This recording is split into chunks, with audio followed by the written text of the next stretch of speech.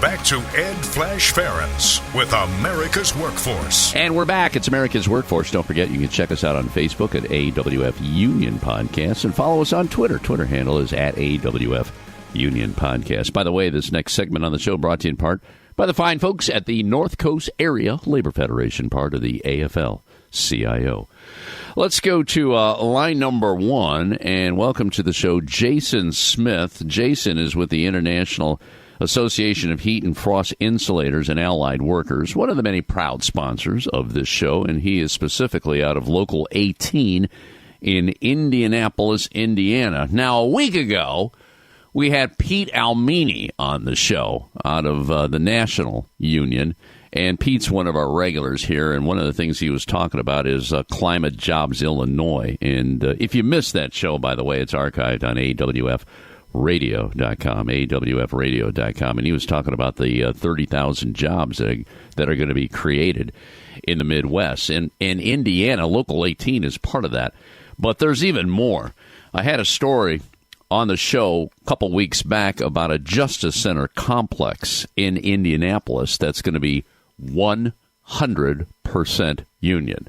Let me repeat that. 100% union. I like saying that. Let me say it one more time. 100% union.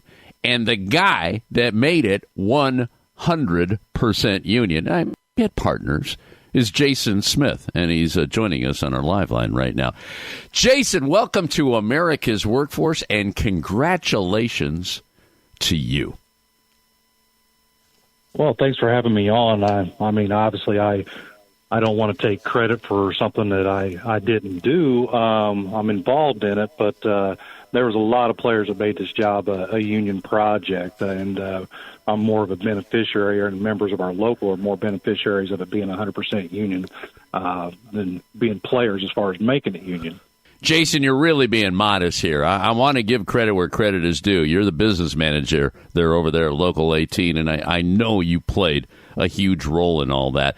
But before we get into the specifics on that, talk to me a little bit about your background. I understand that you're a native of Indiana. Talk to me a little bit about that, and let's get into how you got involved in the Heat and Frost Insulators. Go ahead. Well, I mean, I'm born and raised in this small town, Jasonville, believe it or not, and still live there. Had a guy that was a friend of my father's that got me started in the trade. His name is Jim Galloway. And from there, once I got the opportunity, the trade really meant something to me, and really proud to be an insulator. Kind of moved up through the ranks, started out instructing with the JTC after I turned out through my apprenticeship. Did that for 7 years. After 7 years doing that, I was on the JTC committee itself, overseeing that for 2 or 3 years. And then from there, I got on the executive board in 2011, got elected business manager. Great. As far as being an instructor, was that something in the cards for you, or is it something that you learned the trade? You just wanted to teach the trade to others? Is that how it worked? You know, we have a lot of intricate layout when it comes to the T's, 90s, laterals, and things along that lines, and it was something that I really enjoyed doing. Picked up on it, had the opportunity to work on a lot of industrial projects where we had a lot of the layout that had to be done. And there was an opportunity to teach as soon as I turned out, and I took it and wanted to give back to the local, wanted to teach what I knew to the apprentices coming up. Great. As far as Local 18, how many members are we talking about there in Indianapolis? And we're sitting right around active members, 270 members. 270 members. Good. All right, let's get into this Justice Center complex in Indianapolis. And what really caught my attention, Indiana is a right-to-work state. I mean, there's a lot of right-to-work states in the Midwest. That was not the case maybe 10 years ago. But we've seen a lot of these Republican legislatures, a lot of right-wingers, anti-union folks saying, oh, you got to go right to work, Talk to me about that, because this was not an easy accomplishment. But I'm gonna let you pick it up from the beginning. Go ahead. Well, I mean, as far as right to work goes, our members, they want to belong to a union. The building trades are a little bit different beasts than some of the other unions. We are a referral hall, but like I said, we haven't had the first issue as far as right to work. It's just the mentality of right to work in the state, as far as just the idea of it. It just drives a mentality that it's lesser. Construction's not as important as what it really is. What really hurt us in the state was the loss of our common construction wage, which was a form of prevailing wage. That really hurt us more work-wise than anything, driving down the wages of the construction workers. But the right to work, we've been able to work through that and get past that. And we have a lot of friends that help us with that. We have a lot of friends on the Indiana Senate side that help us, and the same thing with the House. Our leaders in the state that do support us strong, and without them, it would probably be a lot more difficult. So you'd say that Local 18 is very hands-on with the legislature, making sure that these projects, like the Justice Center there in Indianapolis, are going union then? Yeah, like I said, it takes the right leader. It takes the right person to get behind. But yes, we have strong relationships on both sides of the aisle in the Indiana Senate, and we have good relationships, with our Democratic House members and things along that lines, and obviously with the mayor of Indianapolis, Joe Hogsett. We have a very, very good working relationship with him. Well, in this case, and I was reading this a couple of weeks ago, that there was a need to have highly trained and highly skilled tradesmen and tradeswomen install mechanical insulation, and this is all dealing with the LEEDS projects. Now, LEEDS is an acronym for Leadership in Energy and Environmental Design. LEED certified projects give an opportunity to raise the awareness of our trade and the importance of a quality finish product. Can you elaborate on that when we get into the design? And we're talking energy efficiency. This is something that Pete Almini and I had many conversations, and it's part of that Climate Jobs Illinois project as well. But can you be specific on this project, on what that's going to entail? Well, basically what it does, it either raises up or holds up the scope of the project for the installation. There's no value engineering and taking insulation out of the scope or reducing the insulation. You have to have a quality product because the systems have to run more efficient. And whenever the systems don't run efficient, they don't meet the certification for LEED. They just fall behind. The mechanical systems don't operate at a prime operating capacity, and you're losing energy, and in return you're losing money. And the whole purpose of the whole LEED certification is to save money, to reduce your carbon footprint, and to have a facility that is sustainable over a long period of time without major costs to the taxpayers. And mechanical insulation, if it's not done properly, it will fail. And when it fails, you have multiple problems. You can lose your mechanical system. You can lose your piping. You can have puddling of water, black mold growth, everything else that goes along with that. And you have to have properly installed mechanical insulation in order to have a high quality facility. It's one of those you can pay me now or pay me later kind of things if it's not done properly. Now, did you have a difficult time translating that message? To me, I get it. I understand it. I've been doing this show for over 20 years, and I understand when it comes to quality versus somebody that's not trained properly. But some of these lawmakers, they don't seem to get it. It's always about the bottom line, and they say, we want to save taxpayer money. I mean, how many times have heard that over the years? But in your experience in Indianapolis, was that a tough sell? No, I think it was pretty easy sell to the current administration. The city county council is very intelligent. They make some pretty good decisions too. They listen.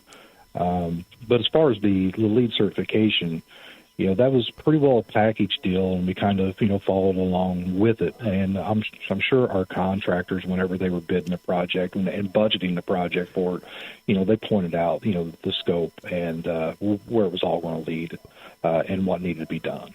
Jason, when it comes to energy savings, do we have any calculation on that because of the insulation that's being used here over a certain length of time? I know there's a cost savings, but was that part of the equation when they bid on this project?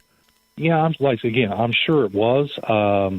With the LEED certification, yes, that would obviously be part of the reason why we would have mechanical insulation thought of in the process. The return on investment has to be there. And again, whenever you have something that's uninsulated, whether it's condensating or radiating off of the pipe or the duct or whatever we're insulating, it's a loss of energy, it's a loss of money, and it's also a breakdown in the system itself as far as how the insulation is supposed to operate as a system. Good stuff. Jason, I got to take a break. Can you stay with us for another segment here on America's Workforce? Sure. Good stuff. Jason Smith is his name. He is the business manager for Local 18 of the Heat and Frost Insulators out of Indianapolis, Indiana. We'll talk more about this union project, 100% union project. It's a new justice center. It's actually the Marion County Criminal Justice Complex in downtown Indianapolis. 100% union.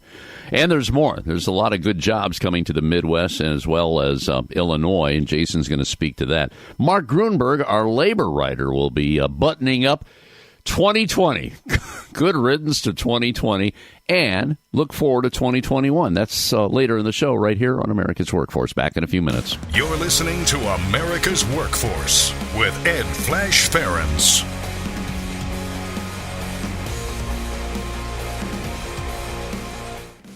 Now, back to America's Workforce.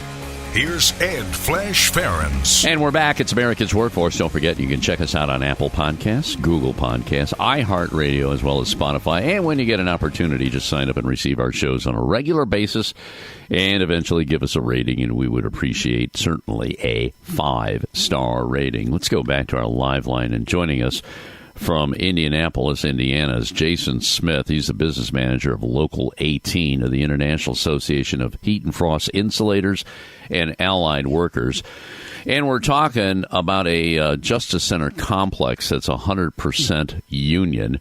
Jason was a big part of that. He's being real modest on the show, saying that there was other players. We understand that. But I say pat yourself on the back, buddy. I mean, it's not easy to accomplish things like this, but you made it happen, and your team made it happen. As far as the players go, I think it's really important to list some of the major players and how we got on the project. There's no project labor agreement on this job. So everything that was done as far as the bidding process, our contractors had to sharpen their pencils. There had to be some working together and some partnerships.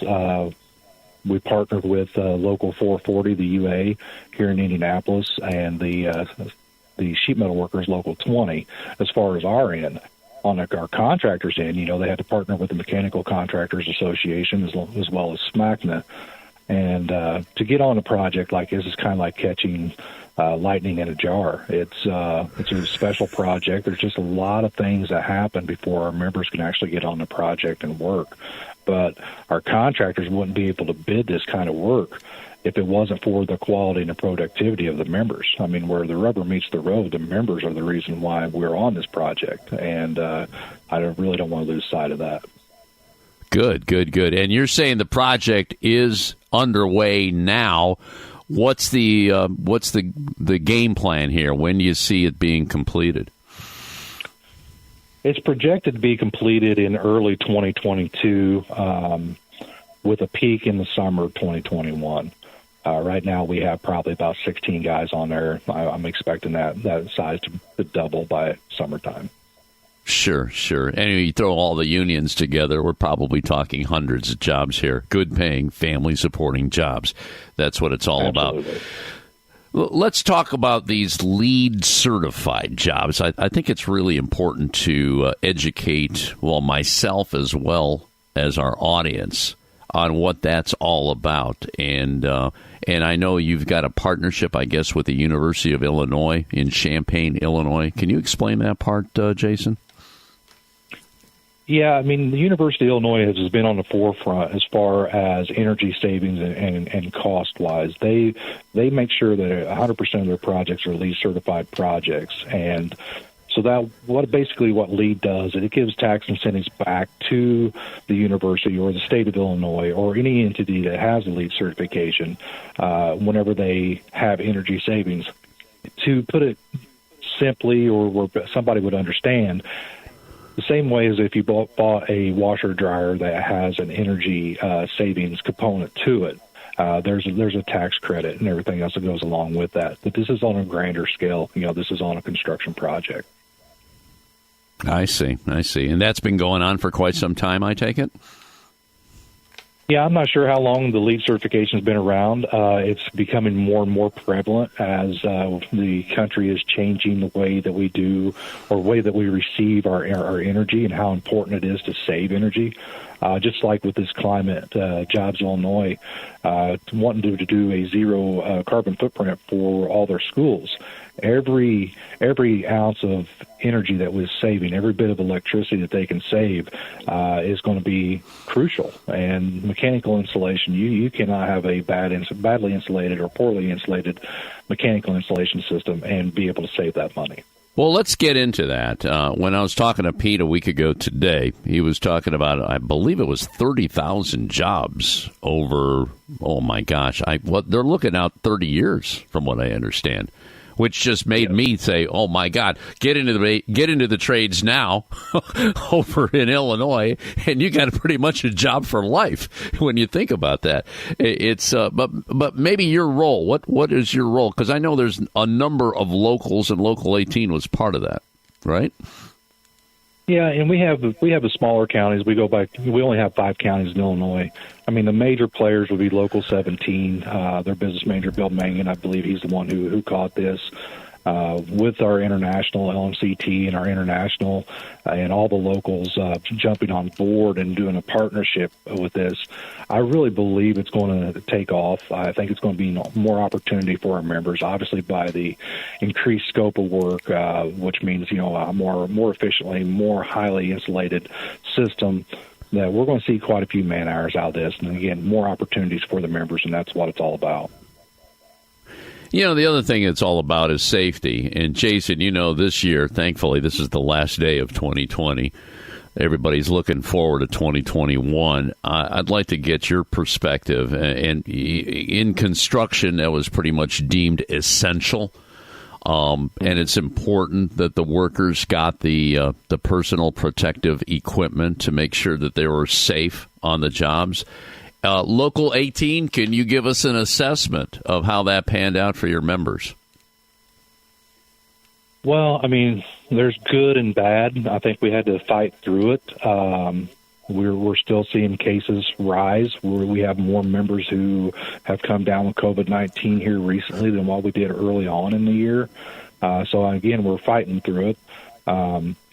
And when I say we, I mean, I'm talking about the members. I work in the office. I don't have the exposure that they do. The only thing I can tell you is our members are really resilient. They're doing the best they can, and they're trying to stay safe. And it's just a new world for right now that we're trying to get through. And I can't commend the members of Local 18, the brothers and sisters, on what they've been able to do and to keep going. Because if we're not building, then we're not growing, and if we're not growing, then the country's going to die. I mean, construction workers are the backbone of the United States. Nothing happens without us. You can't. If you need a facility to build a drug, to manufacture anything, or to refine anything, you have to have construction, and you have to be moving forward with that. And I believe that's the reason why we were deemed as essential, because if we stopped, then everything stopped. And again, the members are just so resilient and have done such a good job manning the projects and trying to keep going working. Jason, what's the protocol over there in Indianapolis? This seems to be a state-by-state thing. with the distribution of the vaccine, and maybe you could speak to that. Where do you stand over there in Indiana, especially in relation to construction workers and the heat and frost insulators? What are you hearing?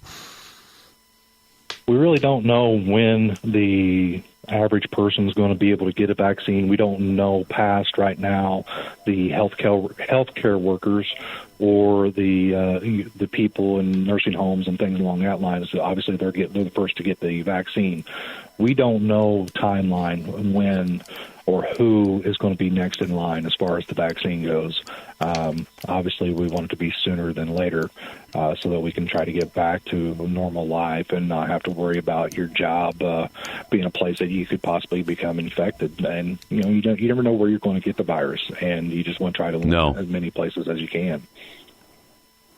So, Jason, what's the next step here? It sounds like things are moving in the right direction in your neck of the woods, and we're specifically talking about the Midwest. The Midwest is best. I always say that on the show.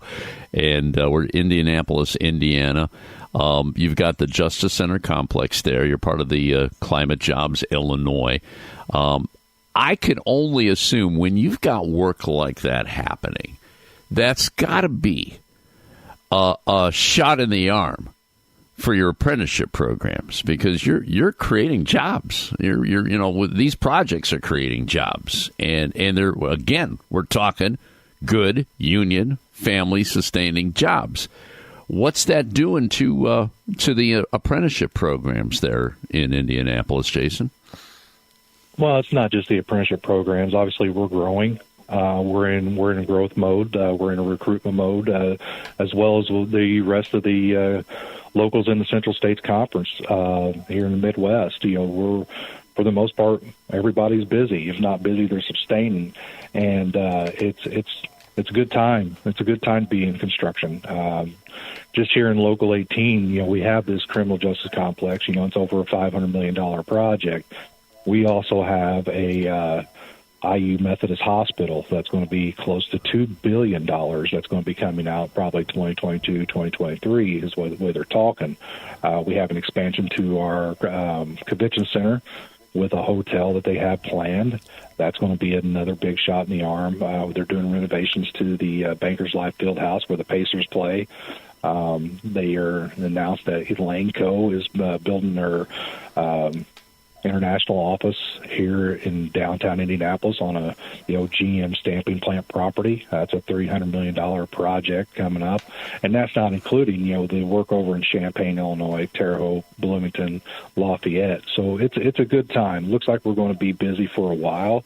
We'll obviously have some ebbs and flows whenever as far as the workload goes.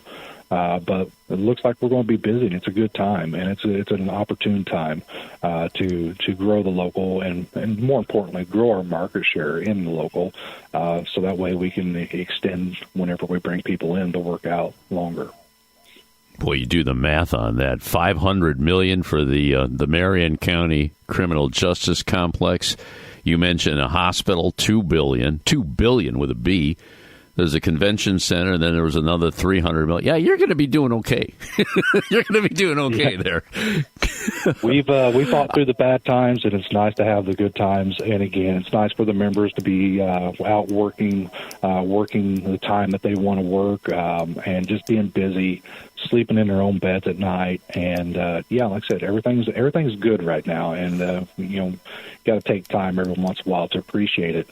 The membership, they need to understand, our members, brothers and sisters, and throughout the whole building trades, understand what it means to be a construction worker.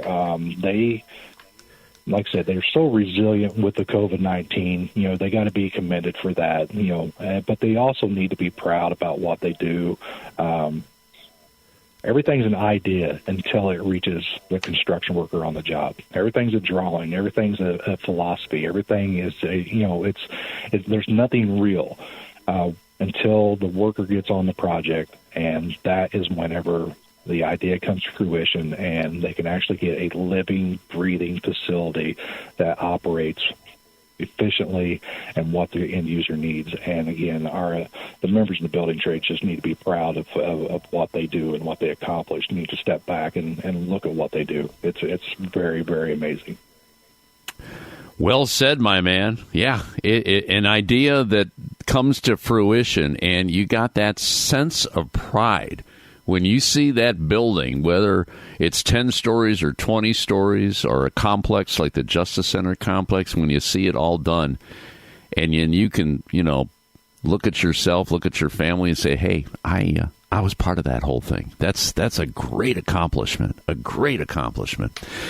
Jason, my hat's off to you. Keep up the good work there. You want to say some final words here? Yeah, the construction industry is unique, and it's a partnership. Obviously there's some rubs whenever it comes with the unions and the contractors when on the negotiating table, but that's the way it's supposed to be. But it's a business, it's an industry, and everything else, and it takes everybody from the mayor to state senators to the building trades councils to the membership and everything else for things to hit like this. And it really is a special project, and we really do appreciate being on it and all the work that everybody put in to get us there.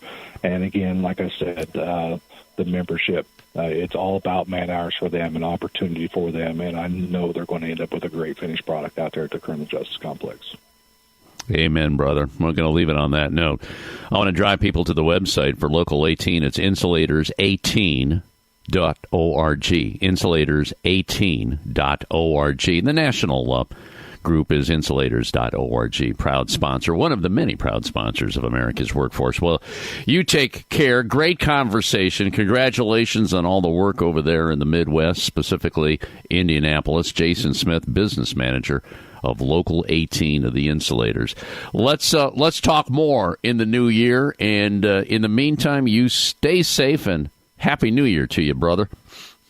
Well, Happy New Year to you, and I appreciate you having me on, and I really enjoyed the opportunity.